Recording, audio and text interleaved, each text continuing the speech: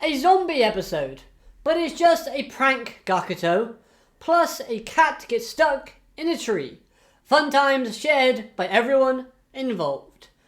Hello everyone and welcome to Dueling with Downton, and today let's talk about episode 74 of the YuGiOh 7's anime series. An episode that felt a little bit out of place. However, if memory serves me correctly, there were a few episode delays in the early stages of 7's thanks to real life issues, so we can give it a bit of a pass on that front. Nevertheless though, episode 74 presented a thriller of an episode featuring zombies.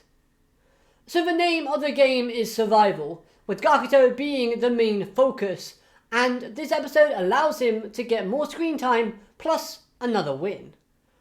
Which I kind of enjoyed, as it showcased more of Gakuto's quick thinking and skills of perception, especially when it comes to analysing and knowing where his friends are. I loved how he knew that it was Luke in the toilet cubicle thanks to Luke's habits of saying things twice. And the fact that Gakuto also knew a Dragear's curry a day keeps the zombies away, and opted for Roman to focus on finishing her Dragear's creation. Both of these were great examples of Gakuto understanding his friends and their weird quirk and tendencies. Now, staying with Gakuto's character, I also liked how this episode gives us a little bit more information about the character himself, so telling us that he's a fan of the horror genre of movies. And because of that fact, he has the knowledge to help him survive. The referencing of selfish people always meeting a cruel fate was displayed brilliantly, and was using two excellent characters who are known for being selfish as a prime example. Those two characters were Luke and YuGiOh. Now, speaking of YuGiOh, it's very antagonistic of him to have left Gakuto behind, considering Gakuto was the one who helped YuGiOh out on his birthday celebration episode. Plus, this act of leaving Gakuto behind showcases a more of a childish side to YuGiOh's character. If YuGiOh knew that this was a recreation event, then YuGiOh was acting childish by wanting to leave and be the only one out of Goha to survive. Where if YuGiOh thought this was a real zombie invasion, then YuGiOh running away showcases his childish behaviour by believing the zombies exist or are real. Either way, this isn't actually a bad thing, because it's nice seeing our younger characters being a bit more childish and more like the ages they actually are. So it's quite refreshing to see that from time to time. And lastly, on YuGiOh's character, we do get a small glimpse of a plan that he has in motion.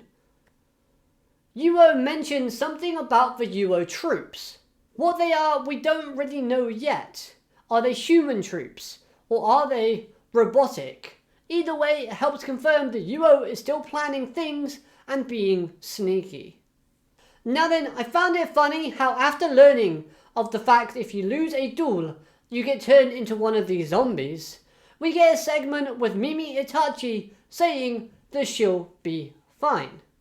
Mimi's never won a duel, so her being zombified was a guarantee at this point.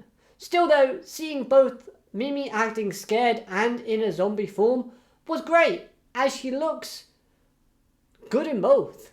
Admittedly, she looks a little bit depressing as a zombie, but still, nice visuals.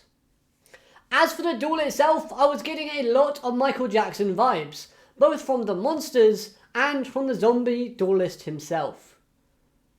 But while taking a moment to look at the monsters that were used, I love the fact that with these monsters, they have their own action, their own personality, and their own expressions when being summoned. Like when we saw with Konoichi in Trancer and Seven's Road Witch. These zombie monsters were dancing and having fun and getting into the groove of things. This in turn helped me as the audience member, the viewer, get a bit more interested and a bit more sort of excited about what was being presented. As for the duelist himself, I'm not bothered either way by him if I'm honest. He was okay, but nothing really that great or special. I will admit the voice acting was very strong and in theme, so that was a positive. And overall, the duel itself was just fine. The new cards that Gakuto used were really cool, like the Shut the Fess Up. That made me laugh because obviously we knew what the name was referencing. Plus, I will say it was a serviceable duel overall, and in my opinion, it's the weakest duel of this arc so far. Now, no matter what anime or manga it may be, one thing that I love is consistency and continuity. And this episode does exactly that, linking back to episode 46, referencing the zombies from way back then. Remember the ones we all thought were working for Goha 66? Well, it turns out they were just the zombie club from the 4th elementary in Goha.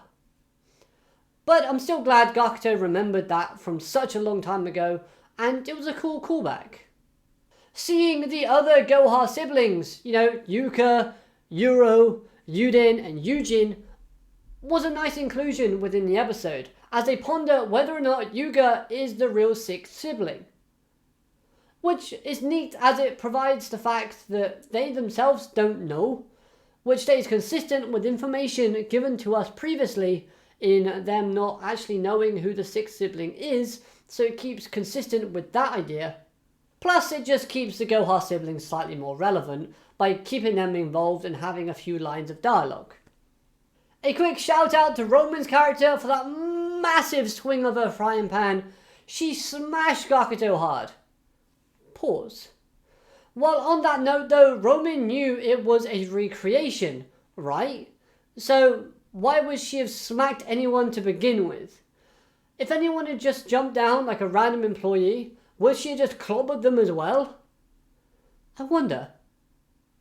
Plus, I love the fact that her zombie mode has her saucepan on her head. That was a great little addition to the episode. Just a little key detail that I just really appreciated. And finally, for this episode review, let's talk about Swirly, as this was an interesting development. Wow. That sounds strange saying that. Anyway, first things first, adding Swirly to the list of people that like eating Roman's curry and finding it delicious. The list may be small, but Roman is growing. Yay. But more importantly, Swirly got a visit from Nanaho. And it looks to be like he's brainwashed thanks to the ending segment of him clawing away at the cubicle door that Luke is hiding behind. Nanaho taking advantage of this chaotic situation with the zombie recreation shows that she is a smart and opportunistic character. Plus, she's a lady of her word. She said that her and Swirly would meet again. And you know what? They did. So how sweet for the two of them. I'm happy for them both. However, what is Nanaho's plan here? What does she order Swirly to do? It looks like she told Swirly to target the strongest duelist, maybe to weaken Goha's defenses, or to antagonize YuGiOh. By basically just going after one of YuGiOh's friends. I find it brilliant how we don't see Luke in the next episode preview, and this adds a bit more mystery and a bit more of the did Luke make it out okay? Did Swirly get him? Type of feeling and thought process in your mind.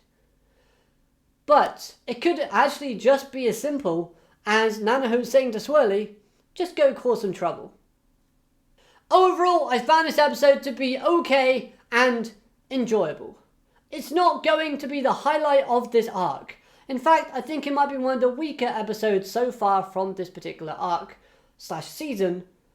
But speaking of highlights, next week's episode could be something special, as the crew are trying to make their way to YuGiOh's house with Roa.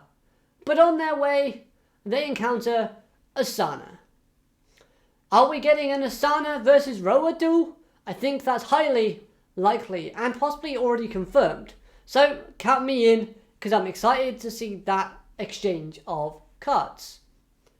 Anyways, I hope you've enjoyed this review. If you have, like, comment, subscribe, all of that good stuff. And Let me know all of your thoughts, theories, and ideas in the comment section down below. I'd love to hear what you have to say about the episode, but above all else, have a great day. Alligator, madane, goodbye.